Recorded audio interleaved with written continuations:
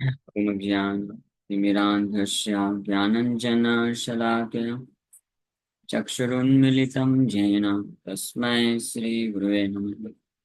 नमः विष्णुपादाय कृष्णप्रेष्ठाय भूतले श्रीमते भक्तिवेदान्तस्वामिन्निति नामिने। नमस्ते सारस्वती देवे गौरवाणी प्रचारिणे निर्विशेष शून्यवादी पाश्चात्यदेशतारिणे नित्यानंद नमस्तुभ्यं प्रेमानंद प्रदायिने कलौ कल्मषनाशाय ज्ञानवापतये नमः। नमो महावदन्याय कृष्ण प्रेम प्रदायते कृष्णाय कृष्ण चैतन्य नामने गौरतुसे नमः। रामाय रामभद्राय रामचंद्राय वेदसे रघुनाथाय नाथाय सीताय पतये नमः। जय श्री कृष्ण चैतन्य प्रभु नित्यानंद श्री अद्वैत गदाधर शिवासादि गौर भक्त वृंदा। हरे कृष्णा कृष्णा कृष्णा हरे हरे हरे राम राम राम हरे हरे। हरे कृष्णा। आप सभी भक्तों का हार्दिक स्वागत है आज के एकादशी स्पेशल श्रीमद श्रील प्रभुपाद लीलामृत के चर्चा में। हम लोग तो वैसे डेली सुबह मॉर्निंग भागवतम क्लास पे डिस्कस करते हैं, लेकिन एकादशी को हम लोग श्रील प्रभुपाद लीलामृत करते हैं। तो आज स्पेशल अवसर है वरुथनी एकादशी, और इस उपलक्ष्य में हम लोग चर्चा कर रहे हैं। हरे कृष्ण। तो आप सभी का हार्दिक स्वागत है। हम लोग लास्ट टाइम स्टार्ट किए थे श्रील प्रभुपाद लीलामृत, और पहला अध्याय का एक भाग चर्चा कर चुके थे। प्रभुपाद जी का जन्म हुआ 1 नवंबर 1896, 1 नवंबर 1896 में। प्रभुपाद जी नंदोत्सव के दिन, नंदोत्सव मतलब जन्माष्टमी के अगले दिन भगवान कृष्ण को जब गोकुल लेके गए, वसुदेव जी वहां पे रात को ही छोड़ के आ गए। फिर अगले दिन नंद बाबा को पता चलता है कि कृष्ण प्रकट हुए, तो इसलिए बर्थडे सेलिब्रेशन करते हैं। पूरे पूरे ब्रज में सेलिब्रेशन होता है।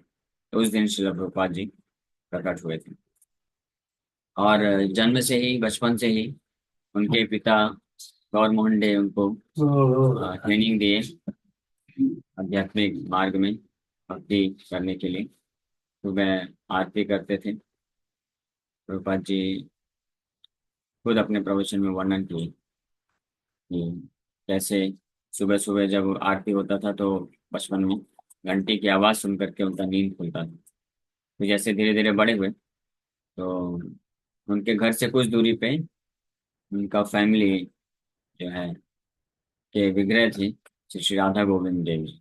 उनका दर्शन करने के लिए डेली जाया करते थे। या तो उनके माता पिता साथ में लेके जाते थे, नहीं तो कभी उनके घर में जो एक काम करने वाले हुए तो वो उनको टांगा में खींच करके दोनों को लेके जाते थे, प्रभुपाद जी और उनके एक मित्र। और वहां पे पहुंच के फिर घंटों बैठ करके वहां पे आरती अटेंड करते थे। भगवान के सामने राधा गोविंद देव जी का सुंदर दर्शन करते रहते थे, उनको देखते रहते थे। तो इसको बोलते हैं इम्प्रेशन। बचपन से ही अगर कोई बच्चों को इस प्रकार के आध्यात्मिक कार्यकलाप में लगाता है, भगवान का दर्शन करना, कीर्तन अटेंड करना, प्रणाम करना, प्रसाद खाना, हाँ, तो इससे क्या होता है, उनका जो है एक संस्कार बन जाता है। आध्यात्मिक संस्कार उत्पन्न होता है, और भगवान के प्रति एक आसक्ति, आकर्षण आता है। तो ये एक तरीका है बचपन से कैसे बच्चों को ट्रेनिंग दिया जाए कृष्ण भक्ति में। सो पूरा आरती अटेंड करते थे, फिर कीर्तन चलता था, कीर्तन अटेंड करते थे, फिर फाइनली वहां से प्रसाद लेकर के निकलते। यहाँ तक लास्ट टाइम चर्चा करी। So when Abhay was 1.5 years old, he fell ill with typhoid. The family physician, Dr. Bose, prescribed chicken broth. तो जब अभय 1.5 साल के थे, उनको टाइफाइड हो गया। तो उनके जो फैमिली डॉक्टर हुए, डॉक्टर बोस, वो उनको बोलते हैं कि चिकन का सूप पीना पड़ेगा इनको। लेकिन no, Gaur Mohan protested, I can not allow it. Yes, otherwise he will die. But we are not meat eaters, Gaur Mohan pleaded. We cannot prepare chicken in our kitchen. तो जैसे ही डॉक्टर ने बोला कि चिकन का इनको पिलाना पड़ेगा, तो उनके पिताजी गौर मोहन डे इमीडिएटली बोले नहीं, मैं ये अलाउ नहीं कर सकता हूँ, हम लोग मीट ईटर्स नहीं हैं। डॉक्टर बोला नहीं, अगर आप ये अलाउ नहीं करेंगे तो इसका मृत्यु हो जाएगा। तो फिर गौर मोहन डे बोले नहीं नहीं नहीं, हम अपने घर पे अपने किचन में इसको बिल्कुल भी अलाउ नहीं कर सकते हैं। तो डॉक्टर बोस बोला डोंट माइंड, कोई दिक्कत नहीं, I shall prepare it at my house and bring it in a jar and you simply, ऐसा बोले कि कोई दिक्कत नहीं, हम अपने घर में बना के लेके आएंगे, फिर आप बस केवल इतना बोले कि Gour Mohan assented, if it is necessary for my son to live. So the doctor came with his chicken broth and offered it to Abhay, who immediately began to vomit. तो इस बात पे गौर मोहन रेडी हो गए, बोले कि अगर ये बहुत ही अत्य आवश्यक है, इसके अलावा और कोई उपाय नहीं है, तो फिर ठीक है, आप अपने घर पे बना के लेके आइए।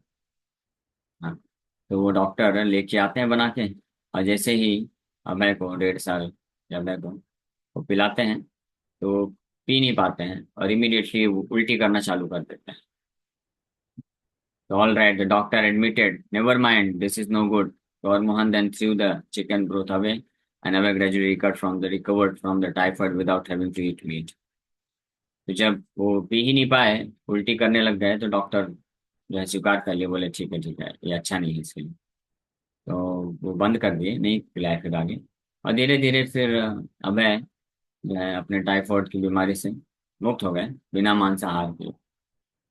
ये उदाहरण है कि हमको फेथ होना चाहिए। जीना, जीवन और मरण भगवान के हाथ में है। तो इसलिए कभी भी ये इस प्रकार का सेवन जो है भक्त लोग नहीं करते हैं। ऑफकोर्स इसके लिए श्रद्धा की आवश्यकता है, किसी को श्रद्धा है तो वो बिना ये सब किए भी जीवित रह सकता है। On the roof of Abhay's maternal grandmother's house was a little garden with flowers, greenery, and trees. Along with the other grandchildren, 2-year-old Abhay took pleasure in watering the plants with a sprinkling cane, but his particular tendency was to sit alone amongst the plants. He would find a nice bush and make a sitting place. उनके नानी के घर में आ, घर के छत पे एक बहुत सुंदर बगीचा या छोटा सा गार्डन बनाया गया था, जिसमें कुछ पेड़ पौधे लगे थे, बहुत सुंदर सुंदर फूल और काफी अच्छी हरियाली थी।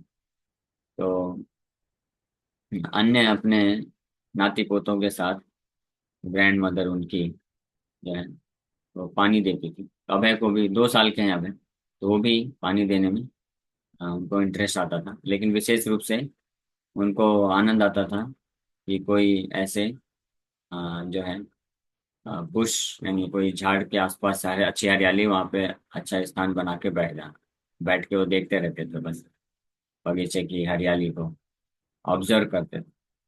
So one day when Abhay was 3, यानी जब 3 साल के हो गए अभय, he narrowly escaped a fatal burning. He was playing with matches in front of his house when he caught his cloth on fire. Suddenly, a man appeared and put the fire out. Abhay was saved, although he retained a small scar on his leg. जब 3 साल के थे अभय, तो माचिस के साथ कुछ खेल रहे थे, तो ऐसे करते करते अचानक से उनको आ, आग लग गई कपड़े में।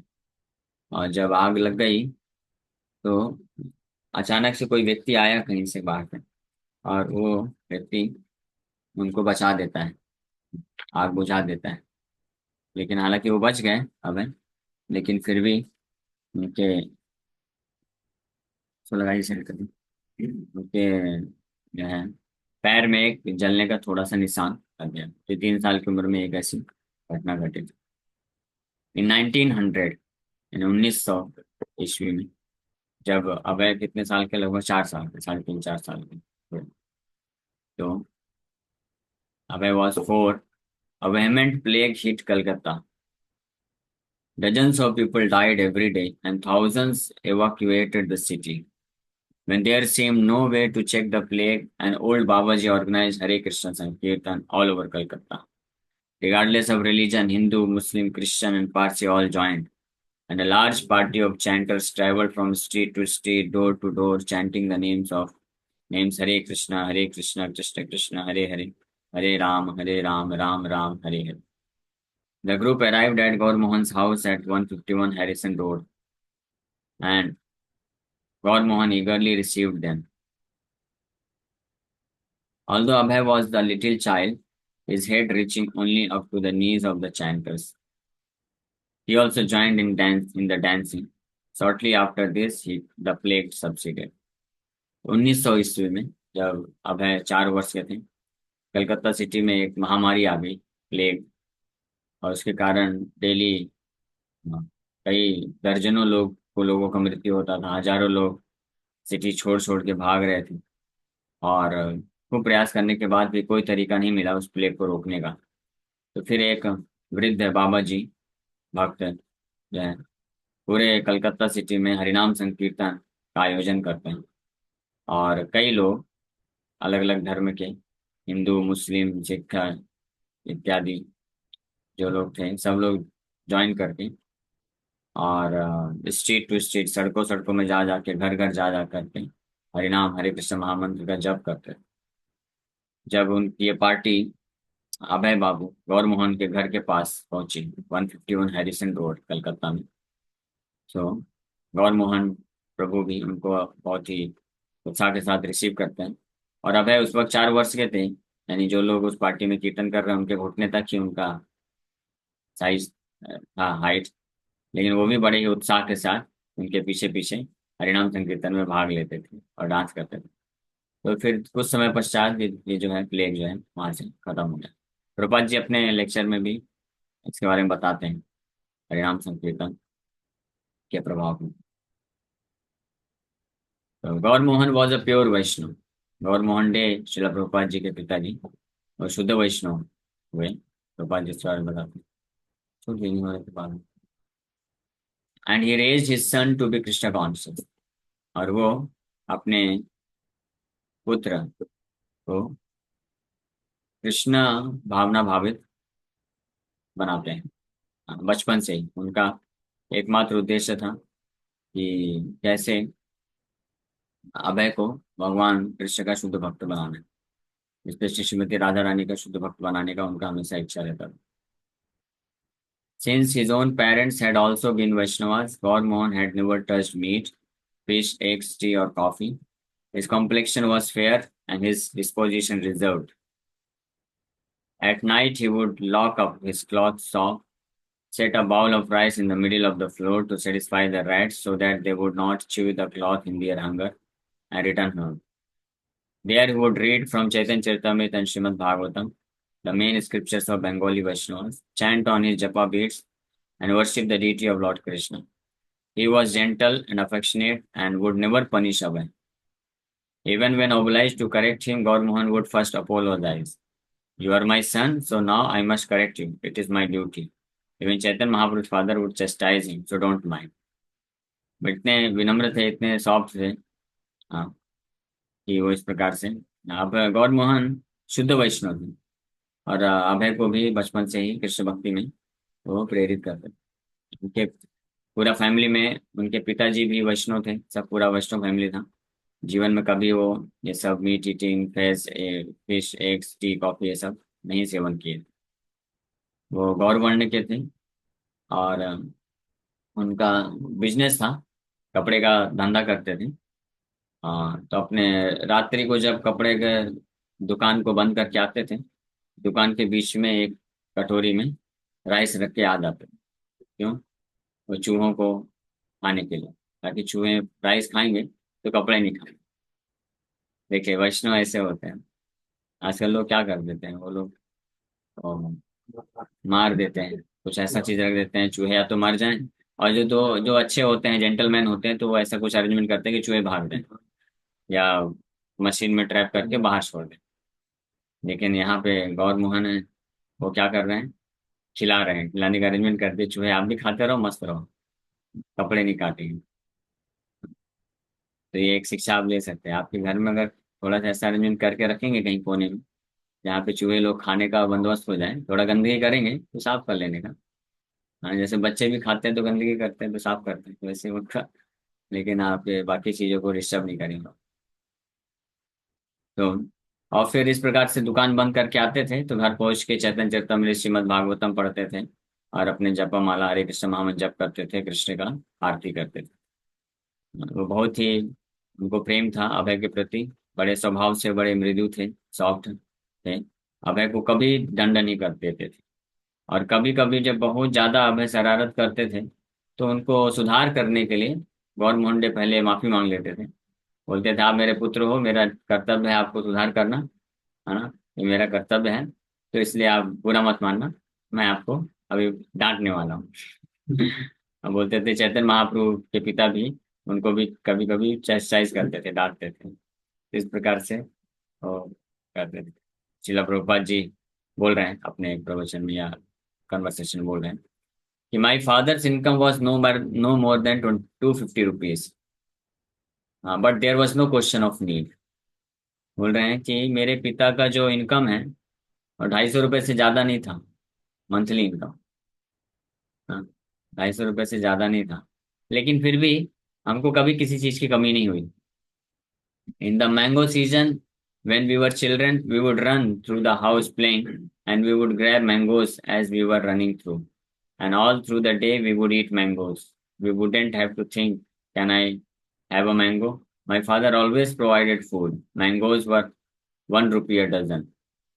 बोल रहे हैं मैंगो सीजन, स्पेशली गर्मी के समय में, बोल रहे हैं कि हमको ये पूछना नहीं पड़ता था कि क्या मैं एक आम ले लूं। हम पूरा दिन भर आम खाते रहते थे। हमारे पिताजी पर्याप्त मात्रा में हमको जो भी सीजन में जो भी आता था फूड या फ्रूट्स, वो प्रदान करते थे। और उस समय मैंगो का रेट बता रहे प्रभुपाद जी कि 1 रुपए में 12 आम मिल जाते थे। आज एक आम कितने, 60-70 रुपए में कितने मिलते हैं? वो जो बड़े बड़े स्पेशल वाले आते हैं। हाँ। तो प्रभुपाद जी आगे बोल रहे हैं, life was simple but there was always plenty. We were middle class but receiving 4 or 5 guests daily. My father gave 4 daughters in marriage and there was no difficulty for him. बोल रहे हैं कि हमारा जीवन बहुत सरल था, और लेकिन सरल जीवन था। मिडिल क्लास फैमिली थे, ज़्यादा ऐसे बहुत ज़्यादा धनी नहीं, बहुत ज़्यादा पैसा नहीं, लेकिन हमारे जीवन निर्वाह के लिए सब कुछ पर्याप्त मात्रा में रहता था, हमेशा किसी चीज़ की कमी नहीं हुई। और डेली उनके पिताजी अब है गौर मोहन डे जो है 4 से 5 अतिथियों को लेके आते थे, खिलाते थे। स्पेशली साधु सन्यासी किसी को देखते थे तो बुला के ले आते। यानी 4-5 लोगों का डेली जो है एक्स्ट्रा प्रसाद उनके घर में खाना बनता था खिलाने के लिए। और साथ ही साथ में 4 पुत्रियों का विवाह किए थे पिताजी, बोल रहे हैं, लेकिन कोई डिफिकल्टी नहीं हुई, कोई परेशानी नहीं। आज एक बेटी अगर होती है तो जैसे बेटी का जन्म हुआ टेंशन लेना चालू, कहाँ से पैसा अरेंज करेंगे, कितना लगेगा, क्या है ये, बहुत टेंशन हो जाती है। यहाँ तक कि जो रिच लोग भी होते हैं, धनी लोग भी होते हैं, उनको भी टेंशन हो जाती है। लेकिन यहाँ पे गौर मोहन बहुत ज्यादा धनी नहीं है, सिंपल उनका कपड़े का एक दुकान है, लेकिन अपनी 4 बेटियों का विवाह किए बिना किसी कठिनाई के, आसानी से कर दिए। और 4 बेटियां और अभय, एक पुत्र या 2 पुत्र थे, जो भी एक ही पुत्र, हाँ। तो 5 बच्चों को खिलाना पिलाना, उनके सारी आवश्यकताओं को पूरा करना, अच्छे कपड़े देना, फेस्टिवल्स में खाने के लिए कोई कमी नहीं, और 4-5 गेस्ट को डेली बुला के खिलाना, ये करना, ये सब कर पा रहे थे। क्यों? केवल एक ही कारण है, क्योंकि वो वैष्णव, जो वैष्णव होते हैं, जो भक्ति मार्ग में होते हैं, तो उनका जीवन बहुत सरल हो जाता है। इधर उधर के जो फिजूल खर्चे हैं वो नहीं होते हैं, इसलिए बच जाते हैं। क्योंकि कोई नियम नहीं तोड़ते हैं, पाप नहीं करते हैं, तो अनावश्यक रूप से डॉक्टर के पास पैसे नहीं जाते हैं। कोई गलत काम नहीं किए तो वकीलों के पास पैसे नहीं गए, हाँ। और क्योंकि किसी से दुश्मनी नहीं होती है तो कोई आके लूटता नहीं, धोखा नहीं देता है। तो सिंपल है, इसलिए सरल, लाइफ बहुत सिंपल प्रभुपाद जी। तो अगर कोई वैष्णव सिद्धांत विचारधारा को स्वीकार कर लेता है जीवन में, तो अगर बहुत ज्यादा नहीं भी कमाता है, 5-6 घंटे 7 घंटे भी जॉब करेगा, अपना कुछ भी छोटा सा धंधा भी खोल लेगा, तो उसका जीवन बहुत अच्छे से चल रहा है, बिना किसी कमी के, कोई कमी नहीं रहेगी। तो ये एक शिक्षा भी मिलती है, एक वैष्णव, आदर्श वैष्णव परिवार हुआ अब है गौर मोहन का. So maybe it was not a very luxurious life, but there was no scarcity of food or shelter or cloth. Daily he purchased 2.5 kilograms of milk. He did not like to purchase retail, but would purchase a year's supply of coal by the cartload. तो प्रभात जी बोल रहे हैं कि हालांकि हम लोग बहुत ही ज्यादा लग्जरियस लाइफ नहीं थी, बहुत ही ऐशो आराम का जीवन भले ही नहीं था, लेकिन कोई कमी नहीं थी. रोटी कपड़ा मकान के हिसाब से कोई कमी नहीं थी, सफिशिएंट मिलता था. और डेली 2.5 किलो दूध खरीदते थे, जिससे सबका हो जाता था सफिशिएंट इस प्रकार से. So we were happy, not that because we did not purchase a motor car we were unhappy. Gopal ji बोल रहे हैं कि हम लोग बहुत खुश थे, ऐसा नहीं कि हम दुखी हैं, हमारे पास मोटर कार नहीं खरीद पाए इसलिए हम दुखी हैं. आज के समय में जैसा होता है, पड़ोसी के पास अगर मोटर कार है तो हमारे पास बाइक बस है तो दुखी हैं. या पड़ोसी के पास बड़ा बंगला है, हमारे पास छोटा बंगला है तो दुखी हैं. ये सब क्यों? क्योंकि ये सारी अनर्थ होने के कारण, ईर्ष्या भाव होने के कारण व्यक्ति को दुख मिलता है. लेकिन अगर कोई वैष्णव है, सरल हृदय है, सिंपल हार्ट है और शुद्ध हृदय है, तो उसको फर्क नहीं पड़ता है. वो अपना जीवन यापन अच्छे से हो रहा है, कृष्ण भक्ति हो रही है, तो उसी से वो संतुष्ट रहता है. तो my father use to say, God has 10 hand, if he wants to take away from you with 2 hands how much can you protect, and when he wants to give to you with 10 hands then with your 2 hands how much can you take.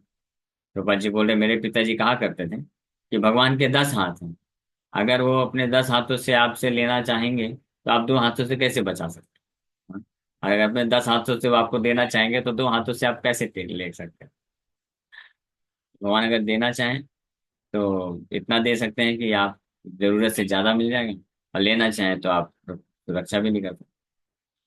तो my father would rise a little late, थोड़ा late उठते थे. क्यों? उसका कारण है क्योंकि रात को दुकान बंद करके आते थे, फिर चैतन्य चैतन्य भागवतम पढ़ते थे, जपा करते थे, तो सोते लेट होता था. So my father would rise a little late around 7 or 8. Then after taking bath, he would go purchasing. Then from 10 o'clock to 1 in the afternoon, he was engaged in puja. 7-8 बजे उठ जाते थे. उसके बाद स्नान करके जो है कुछ खरीदने जाते थे. फिर आकर के 10 बजे से लेकर के 1 बजे तक पूजा करते थे. पूजा में भगवान का विग्रहों का सेवा, फिर नाम जप करना, भागवतम पढ़ना, ये सब करते थे. Then he would take his lunch and go to business. फिर लंच करते थे, फिर बिजनेस के लिए जाते थे. मान लीजिए यानी 2 बजे के आसपास अपना दुकान खोलते थे. And in the business shop he would take a little rest for 1 hour. He would come home from business at 10 o'clock at night, and then again he would do puja. रात को 10 बजे दुकान बंद करके आते थे, तो फिर से मान तो बिजनेस में गए, 2 बजे के आसपास खोले, और 1 घंटा फिर रेस्ट लेते थे. यानी 6-7 घंटे के लिए ही बस दुकान चलाते थे. इतने में हो गया सफिशिएंट पूरे परिवार का, कोई कमी नहीं. 10 बजे बंद करके वापस आते थे, फिर पूजा करते थे, और फिर जपा करते थे, गीता चैतन्य चैतन्य भागवतम पढ़ते थे. तो सोते सोते मान लीजिए प्रसाद सब लेके सोते सोते 12-1 बज गया. फिर उठ गए 7-8 बजे. तो इस प्रकार से उनका शेड्यूल था. तो he would come home from business at 10 o'clock at night, and then again he would do puja. Actually his real business was puja. उनका वास्तविक धंधा क्या था, कार्य क्या था? पूजा करना. सुबह भी 3 घंटा, फिर रात्रि को आकर भी 3-4 घंटा, ऐसे करके वो व्यतीत करते थे. For livelihood he did some business but puja was his main business.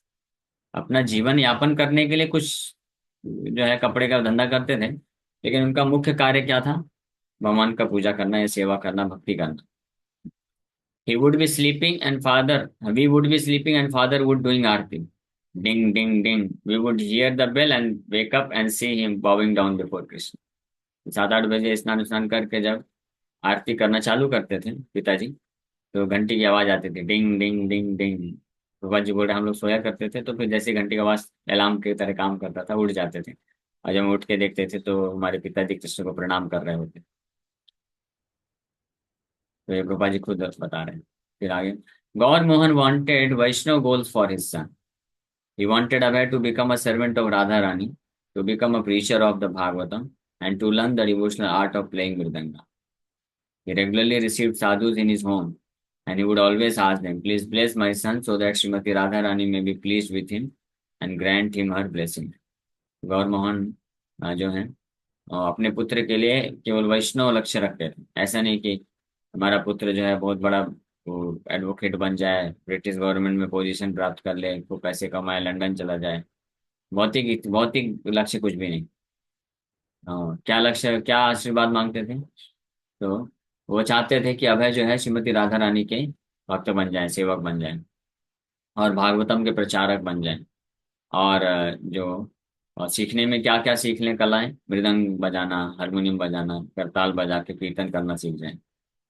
He regularly receive Sadhu sir, इसलिए साधुओं को हमेशा घर में बुलाते थे और उनको अच्छे से खिलाते थे, संतुष्ट करते थे। फिर बोलते थे कि आप मेरे बेटे को आशीर्वाद दो कि वो श्रीमती राधा रानी उनके ऊपर प्रसन्न हो जाएं और उनकी कृपा से वो उनका महान भक्त बन जाए। ये आशीर्वाद मांगते हैं। तो हम भी देख सकते हैं। तो इसीलिए गौर मोहन डे कौन है? भले ही ग्रस्त थे, बिजनेस धंधे में लगे थे, लेकिन फिर भी वो शुद्ध वैष्णव है। क्यों? क्योंकि उनका गोल जो है शुद्ध वैष्णव, शुद्ध है। अगर लक्ष्य किसी का आध्यात्मिक है, शुद्ध है, भौतिक लक्ष्य नहीं है, तो वो शुद्ध वैष्णव।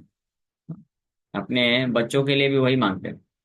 गौर मोहन डे कभी ऐसा आशीर्वाद नहीं मांगे कि मेरे बेटे को आशीर्वाद दो, उसका बहुत अच्छा नौकरी लगे, बहुत पैसे कमाए, या लंदन चला जाए, खूब नाम नेम फेम हो। ये नहीं, केवल यही आशीर्वाद की कामना करते थे कि श्रीमती राधा रानी का महान शुद्ध भक्त बन जाए।